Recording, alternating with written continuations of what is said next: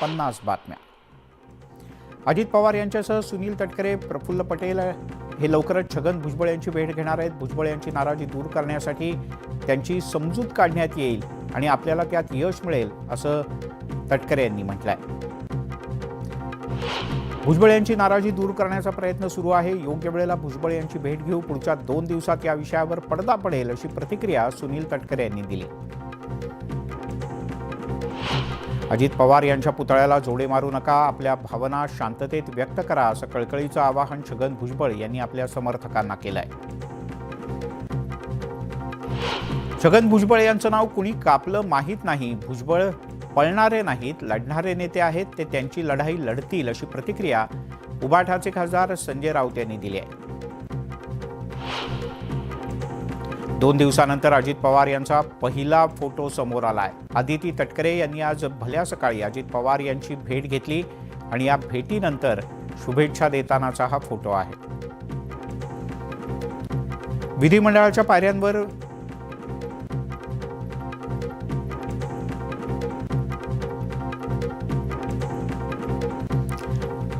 त्यामुळे आदिती तटकरे यांच्यासह राष्ट्रवादीच्या काही नेत्यांनी, काही आमदारांनी आज अजित पवार यांची भेट घेतली। 2 दिवसांनंतर अजित पवार सभागृहात दाखल झाले। विधिमंडळाच्या पायऱ्यांवर विरोधकांनी आंदोलन केलं। हातात कापसाचं पीक आणि सोयाबीन घेत सोयाबीन आणि कापसाला योग्य भाव द्यावा अशी आग्रही मागणी विरोधकांनी केली।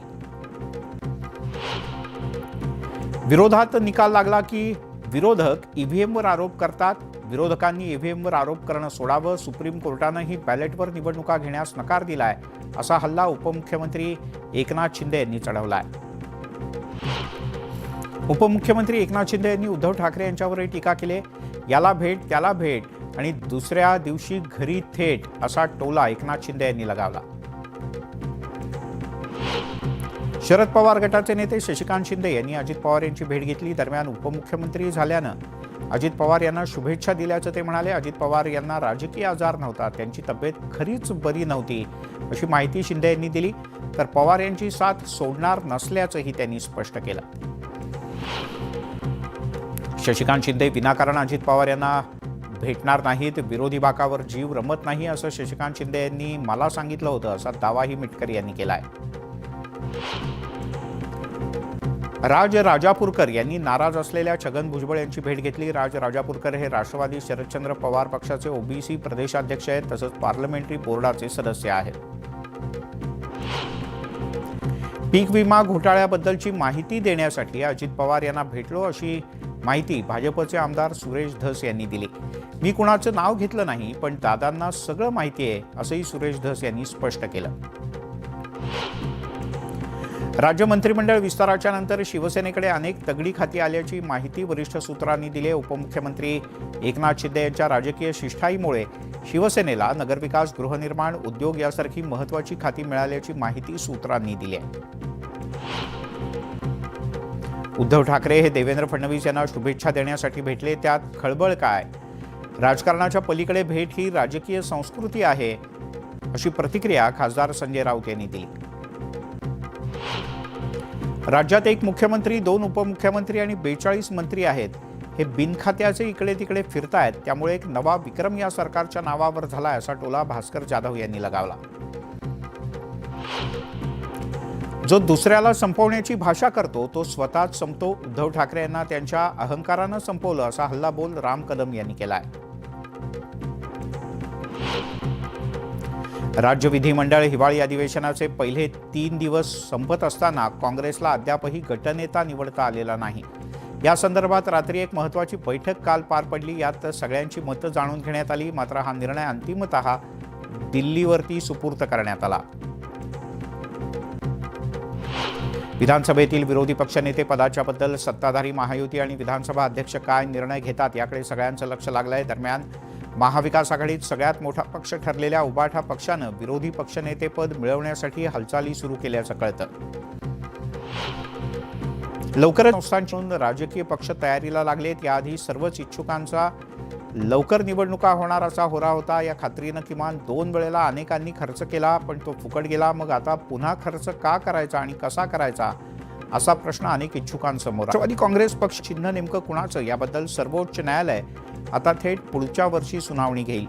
शरद पवार पक्षाच्या याचिकेवर आता 7 जानेवारी 2025ला पुढची सुनावणी होणार आहे. बीडच्या मस्साजोग या गावी संतोष देशमुख यांच्या हत्या प्रकरणी आरोपी विष्णू चाटे याला पोलिसांनी ताब्यात घेतलंय. विष्णू चाटे हा हत्या आणि खंडणीमधला प्रमुख आरोपी असून देशमुख यांच्या हत्येचा कट त्यानंच रचला असा त्याच्यावर आरोप आहे. शरद पवार 21 डिसेंबरला बीडच्या मस्साजोगमध्ये जाणार आहेत. बीडमधील सरपंच संतोष देशमुख यांच्या हत्येनंतर पवार देशमुख कुटुंबियांची भेट घेऊन त्यांचं सांत्वन करतील. किल्ले शिवनेरी आणि किल्ले रायगडावर स्वराज्याचा भगवा ध्वज उभारणार अशी ग्वाही मुख्यमंत्र्यांनी दिली आहे. आमदार शरद सोनवणे यांच्या विधानसभेतल्या मागणीला मुख्यमंत्री देवेंद्र फडणवीस यांनी लगेचच सकारात्मक प्रतिसाद दिला. महाराष्ट्र जीवन प्राधिकरण कर्मचाऱ्यांवर होत असलेल्या अन्यायाच्या विरोधात कृती समितीनं आंदोलन पुकारलंय. कृती समितीनं नागपूर विधान भवनावर मोठा मोर्चा काढत सरकारचं लक्ष वेधण्याचा प्रयत्न केला. छत्रपती संभाजीनगरच्या घाटी रुग्णालयातील परिचारिकांनी पुकारलेलं काम बंद आंदोलन लगेचच मागे घेण्यात आलं. रुग्णालयाचे अधिष्ठाता डॉक्टर सुक्रे यांनी पगार आजच्या आज देण्याचं आश्वासन दिल्यानंतर परिचारिकांनी काम बंद आंदोलन स्थगित केलं. सोलापुरात युवा कृती संघटनेनं आत्मभान आंदोलन केलं. परभणी हिंसाचारात मृत्यू झालेल्या सूर्यवंशी यांच्यासारखी वेशभूषा करत शेकडो भीमसैनिकांनी आंदोलन केलं. रत्नागिरीतील अनेक भागात वायुगळती झाल्यानं लोकांमध्ये घबराट आहे. मिरजोळे MIDCतून वायुगळतीचा वास येत असल्याची शंका नागरिकांनी व्यक्त केली. यानंतर हवेचे नमुने घेऊन त्याची तपासणी केली जाते. जळगावात वाहतूक शाखा आणि स्थानिक पोलिसांनी 250 पेक्षा अधिक रिक्षा चालकांवर कारवाई केली आहे. परमिट नसणं, अवैधपणे गॅस किट लावणं, PUC इन्शुरन्स नसणं तसंच गणवेश नसणाऱ्या रिक्षा चालकांवर दंडात्मक कारवाई करण्यात आली. माळींच्या जिल्हा परिषद शाळेतील चिमुकल्यांना शिक्षकानं मारहाण करत तिखट मिरची खायला लावल्याचा प्रकार समोर आला. याबद्दल तक्रारीनंतरही संबंधित घटनेकडे दुर्लक्ष केलं जात असून शिक्षकालाच पाठीशी घालण्याचा प्रकार सुरू असल्याचा आरोप पालकांनी केलाय. बीड जिल्ह्यातील शेतकरी आत्महत्येचं भीषण वास्तव समोर आलं. 11 महिन्यात 174 शेतकऱ्यांनी आपलं जीवन संपवल्याची धक्कादायक माहिती समोर येते. चंद्रपूर जिल्ह्यातील मूळ तालुक्यात वाहनाच्या धडकेत रानगव्याचा मृत्यू झाला. वन विभाग आता घटनास्थळी पोहोचलंय आणि या रानगव्याचं शवविच्छेदन केलं जाणार आहे. मुंबई पुणे यशवंतराव चव्हाण द्रुतगती महामार्गावर वडगावच्या हद्दीत वाहनाच्या धडकेत बिबट्याचा मृत्यू झाला. बिबट्याचा मृतदेह मावळ वन विभागानं ताब्यात घेतलाय. वाशिम जिल्ह्यातील मानोरा परिसरात MIDC स्थापन होऊन 12 वर्षांचा कालावधी उलटला, पण अद्याप मोठे उद्योग उभारण्यात न आल्यानं MIDC ओस पडली आहे. त्यामुळे मानोरा तालुक्यातील हजारो बेरोजगारांना मजुरीसाठी मुंबई, पुणे आणि नागपूर सारख्या महानगरांमध्ये जावं लागतंय.